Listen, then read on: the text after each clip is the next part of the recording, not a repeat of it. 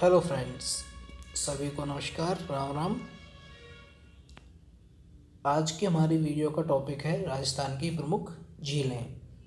आज की इस वीडियो में हम राजस्थान में स्थित प्रमुख झीलों के बारे में अध्ययन करेंगे और उनके बारे में जो इम्पोर्टेंट फैक्ट्स हैं उन्हें जानेंगे। तो देखिए, राजस्थान की सभी झीलों को हम दो भागों में बांट सकते हैं।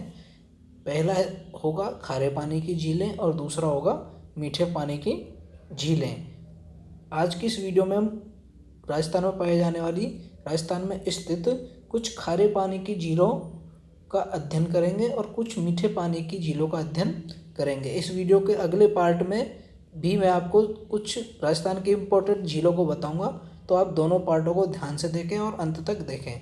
यदि ये वीडियो आपको पसंद आए तो इसे आप लाइक करें, शेयर करें और चैनल को सब्सक्राइब जरूर कर लें।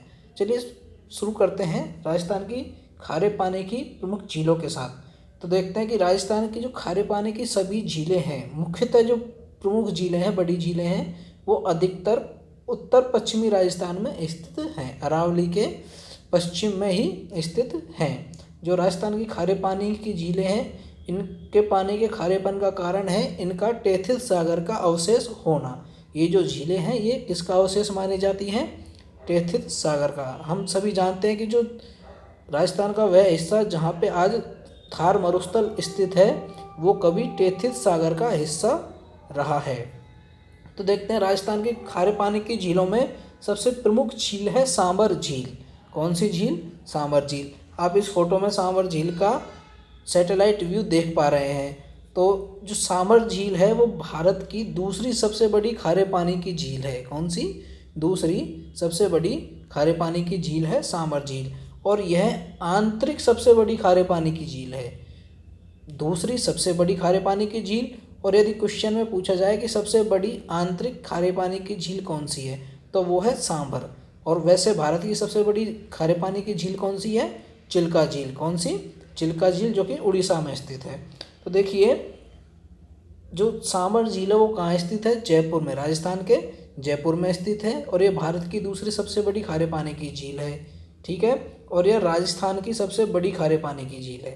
भारत की दूसरी सबसे बड़ी खारे पानी की झील और राजस्थान की सबसे बड़ी खारे पानी की झील, और सबसे बड़ी झील भी यही है। इस झील की जो लंबाई है वो है 32 किलोमीटर। कितनी है? 32 किलोमीटर है। और इस झील की चौड़ाई 3 किलोमीटर से 12 किलोमीटर के मध्य है। यह झील समुद्र तल से 1200 फीट की ऊंचाई पर स्थित है। कितनी? 1200 फीट की ऊंचाई पर स्थित है। और यह झील राजस्थान के 3 जिलों जयपुर, अजमेर और नागौर की सीमा पे स्थित है। इन तीनों जिलों की यह झील क्या बनाती है? सीमा बनाती है। भारत के कुल नमक उत्पादन का लगभग 8.7% नमक इसी झील के द्वारा उत्पादित होता है। इस झील के किनारे एक सॉल्ट म्यूजियम बनाया गया है। कौन सा म्यूजियम बनाया गया है? सॉल्ट म्यूजियम बनाया गया है। और यह झील कुरंजा और राजहंस पक्षियों की प्रजनन स्थली भी है। यह झील कुरंजा और राजहंस पक्षियों की क्या है? प्रजनन स्थली भी है। इस झील के किनारे देवयानी मंदिर और शाकंभरी देवी का मंदिर स्थित है। हम सभी जानते हैं कि जो शाकंभरी देवी है वो चौहानों की कुल देवी है। किसकी कुल देवी है? सांबर के चौहानों की कुल देवी है शाकंभरी देवी। इस झील में मुख्य रूप से 4 नदियां आके मिलती हैं। कितनी नदियां? 4 नदियां मिलती हैं। रूपनगढ़, मेंथा, खारी और खंडेला। इन चारों नदियों के नाम आपको याद रखने हैं। तो सांबर झील में मिलने वाली 4 नदियां कौन कौन सी हो जाएंगी? रूपनगढ़, मेंथा, खारी और खंडेला। अब देखते हैं अगली प्रमुख झील है डीडवाना झील। कौन सी? डीडवाना झील। और डीडवाना झील को आप इस इमेज में देख सकते हैं। यह डीडवाना झील की सैटेलाइट इमेज है। तो देखिए, डीडवाना झील कहाँ पे स्थित है? यह है नागौर में स्थित है। और इस झील का दूसरा नाम है खालदा झील। कौन सी? खालदा झील। इस झील को खालदा झील भी कहते हैं। डीडवाना झील से जो नमक प्राप्त होता है वो खाने योग्य नहीं है। इस झील में जो नमक प्राप्त होता है वो कैसा है? खाने योग्य नहीं है। देखिए, नमक मुख्य रूप से जो हम यूज में लेते हैं उसका यौगिक जो होता है उसका सूत्र होता है NaCl। क्या होता है? NaCl। लेकिन जो डीडवाना झील से हमें नमक प्राप्त होता है उसका सूत्र होता है Na2SO4। क्या होता है? Na2 SO4। तो इसलिए जो हम नमक खाते हैं वो होता है NaCl, और जो डिडवाना झील से लवण प्राप्त होता है, नमक प्राप्त होता है, वो होता है Na2SO4। इसलिए इसका नमक जो है वो खाने योग्य नहीं होता, इसके नमक का उपयोग खाने में नहीं किया जाता है। इस झील के जो नमक का उपयोग है वो किस लिए किया जाता है? सोडियम सल्फेट के उत्पादन में किया जाता है। किस में किया जाता है? सोडियम सल्फेट के उत्पादन में किया जाता है। इस झील से रिलेटेड तीसरा महत्वपूर्ण टॉपिक है कि इस झील के किनारे सरकी माता का मंदिर स्थित है। कौन सी माता? सरकी माता, या फिर हम पड़िया माता भी कहते हैं। कौन सी माता भी कहते हैं? पड़िया माता भी कहते हैं। इसका मंदिर स्थित है डीडवाना झील के किनारे। देखते हैं हमारी अगली खारे पानी की झील है पचपदरा झील। कौन सी झील? पचपदरा झील। तो देखिए पचपदरा झील जो है वो बालोतरा में स्थित है। बालोतरा बाड़मेर। कहाँ पे स्थित है?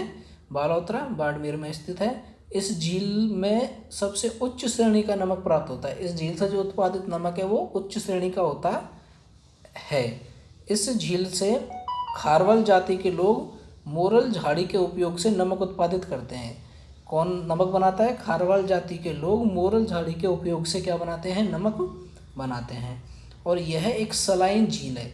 जो पचपदरा झील है वो किस टाइप की झील है? सलाइन झील है। तो पचपदरा झील कैसी झील है? सलाइन झील है। ये एक इम्पॉर्टेंट फैक्ट है, आपको इसके बारे में याद रखना है कि पचपदरा झील एक सलाइन झील है।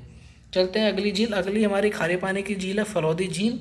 तो ये कहाँ स्थित है? जोधपुर में स्थित है, आपको ये याद रखना है। अगली झील है लूणकरणसर झील। तो लूणकरणसर झील बीकानेर जिले में स्थित है। कहाँ स्थित है? बीकानेर जिले में स्थित है। और उत्तरी राजस्थान की एकमात्र खारे पानी की झील है लूणकरणसर झील। तो उत्तरी राजस्थान की एकमात्र खारे पानी की झील कौन सी हो जाएगी? लूणकरणसर झील। तो ये बात आपको लूणकरणसर झील के बारे में याद रखनी है। इसके अलावा देखिए राजस्थान में कुछ प्रमुख खारे पानी की झील है। कावोद झील जो कि जैसलमेर में स्थित है, डेगना झील जो कि नागौर में स्थित है, कुचामन झील वो भी नागौर में है, और ताल छापर झील जो कि कहाँ है? चूरू में। और यह कहाँ पे स्थित है? ताल छापर अभ्यारण्य भी है, वो भी कहाँ स्थित है? चूरू में स्थित है। और ताल छापर झील ये भी कहाँ स्थित है? चूरू में ही स्थित है। अब देखिए हमारी आज का दूसरा टॉपिक है राजस्थान की मीठे पानी की झीलें। तो हमने खारे पानी की झीलों के बारे में पढ़ा, अब हम पढ़ेंगे राजस्थान की मीठे पानी की झीलों के बारे में। तो राजस्थान की प्रमुख मीठे पानी की झीलें हैं वो निम्न प्रकार है। देखिए राजस्थान की प्रमुख मीठे पानी की झीलों में पहला नंबर है जयसमंद झील का। कौन सी झील? जयसमंद झील। तो आप ये जो इमेज देख रहे हैं ये जयसमंद झील की गूगल सैटेलाइट इमेज है। देखिए जयसमंद झील का निर्माण काल 1687 में शुरू हुआ। इसका जो निर्माण है वो 1687 ईस्वी में शुरू हुआ और 1691 ईस्वी तक इसका निर्माण कंप्लीट हुआ। तो इसका निर्माण है वो उदयपुर जिले में महाराणा जयसिंह ने, किसने करवाया? महाराणा जयसिंह ने। और कौन सी नदी पे करवाया? ये इंपॉर्टेंट है, गोमती नदी पर। कौन सी नदी पर करवाया? गोमती नदी पर। तो जो जयसमंद झील है वो एशिया की सबसे बड़ी ताजे पानी की कृत्रिम झील है। कैसी? एशिया की सबसे बड़ी ताजे पानी की कृत्रिम झील है जयसमंद झील। इस झील में कुल 7 टापू स्थित है। कितने स्थित है? 7 टापू। इस झील में कुल 7 टापू स्थित हैं, जिनमें से 2 प्रमुख हैं। सबसे बड़े टापू का नाम है बाबा का भांगड़ा, और उसके अलावा एक प्यारी टापू भी प्रमुख है। तो आपको ये याद रखना है। इसके अलावा आपको याद रखना है कि यह झील ढेबर झील है। कैसी झील है? ढेबर झील है। तो हमने पढ़ा था कि लूणकरणसर कैसी है? सलाइन झील। और जयसमंद झील कैसी है? ढेबर झील। ठीक है, तो आपको ये याद रखना है। तो जयसमंद कैसी झील है? ढेबर झील। और पचपदरा कैसी झील है? सलाइन झील। लूणकरणसर नहीं, पचपदरा जो है वो सलाइन झील है। जयसमंद ढेबर झील, पचपदरा सलाइन झील है। तो देखिए जयसमंद झील का एक दूसरा नाम भी है, इसे हम ocean of the victory, ocean of victory के नाम से भी जानते हैं। किसे? जयसमंद झील को ओशियन ऑफ द विक्ट्री के नाम से भी जाना जाता है। अब देखिए अगले मीठे पानी की प्रमुख झील है राजसमंद झील। कौन सी? राजसमंद झील। तो आप ये इमेज देख रहे हैं, ये राजसमंद झील की गूगल सैटेलाइट इमेज है। तो चलते हैं राजसमंद झील के बारे में जानते हैं। राजसमंद झील का निर्माण महाराणा राज सिंह ने करवाया 1660 ईस्वी में वर्तमान राजसमंद के कांकरोली नामक स्थान पर। तो ये झील कहाँ स्थित है? राजसमंद जिले में कांकरोली नामक स्थान पर स्थित है, और इसका निर्माण करवाया गया था 1660 ईस्वी में किसके द्वारा? महाराणा राज सिंह के द्वारा। तो देखिए यह झील भी गोमती नदी पर ही बनाई गई थी। जो राजसमंद झील है ये भी कहाँ बनाई गई थी? गोमती नदी पर बनाई गई थी। गोमती नदी इस झील में आके मिलती है। तो जयसमंद झील और राजसमंद झील दोनों ही कौन सी नदी पर स्थित हैं? गोमती नदी पर स्थित है। तो राजसमंद झील की जो उत्तरी पाल है, उत्तरी जो दीवार है, उसको कहते हैं नौ चौकी पाल। क्या कहते हैं? नौ चौकी पाल। और इस नौ चौकी पाल पर स्थित है राज प्रशस्ति। क्या उत्कीर्ण है? राज प्रशस्ति। और यह कौन सी भाषा में है? संस्कृत भाषा में राज प्रशस्ति उत्कीर्ण है। राज प्रशस्ति के अंदर मेवाड़ का इतिहास वर्णित किया गया है। तो आपको ये बात राजसमंद झील के बारे में याद रखनी है। हमारी अगली झील है पिछोला झील। कौन सी झील? पिछोला झील। तो आप फोटो में पिछोला झील को देख पा रहे हैं। तो देखिए पिछोला झील का निर्माण 14वीं शताब्दी में 1362 ईस्वी में महाराणा लाखा के शासनकाल में हुआ। कब हुआ? महाराणा लाखा के शासनकाल में 1362 ईस्वी में इसका निर्माण एक बंजारे ने करवाया और उसी झील के किनारे महाराणा उदय सिंह ने उदयपुर को बसाया था। तो यह झील वर्तमान में कहाँ स्थित है? उदयपुर जिले में स्थित है। और इसका निर्माण काल है 1362 और किसके शासन काल में? महाराणा लाखा के शासन काल में। अब देखिए इस झील में जो पिछोला झील है इसमें 2 टापू स्थित हैं और उन दोनों टापुओं पर एक पर जग मंदिर और एक पर जग निवास महल बनाया गया है। तो जग मंदिर और जग निवास महल कौन सी झील में स्थित है? पिछोला झील में। शहजादे खुर्रम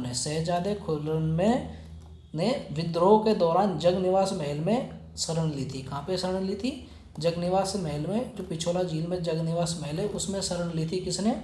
शहजादे खुर्रम ने, जिन्हें हम शहंशाह के नाम से भी जानते हैं। पिछोला झील के किनारे ही महाराणा उदय सिंह ने उदयपुर का शहर बसाया और उदयपुर के सिटी पैलेस की स्थापना की। तो उदयपुर के सिटी पैलेस और उदयपुर शहर की स्थापना किस झील के किनारे हुई? पिछोला झील के किनारे। इसके अलावा देखिए पिछोला झील के किनारे स्थित है मंगलेश्वर महादेव मंदिर, अर्शी विलास, मोहन मंदिर, अमराई घाट और गणगौरी घाट। ये सब कहाँ स्थित है? पिछोला झील के किनारे ही स्थित है। देखिए ये वीडियो ऑलरेडी बहुत बड़ी हो गई है। तो अगली जो बची हुई कुछ मीठे पानी की झील हैं उनका अध्ययन हम वीडियो के अगले पार्ट में करेंगे। तो अब जो झीलें रह गई हैं उनमें से प्रमुख है फतेह सागर झील, उदय सागर झील, नक्की झील, आना सागर झील, फाय सागर झील, पुष्कर झील, सिलिसेर झील और कोलायता झील। इन झीलों के बारे में हम अगली जो वीडियो है, इसी वीडियो का पार्ट 2 आएगा, उसमें हम अध्ययन करेंगे। तो इस वीडियो को अंत तक देखने के लिए धन्यवाद। वीडियो यदि पसंद आई है तो इसे आप लाइक करें और अपने दोस्तों के साथ शेयर करें और इस चैनल को सब्सक्राइब जरूर कर लें। मिलते हैं इस वीडियो के अगले पार्ट में, तब तक के लिए धन्यवाद।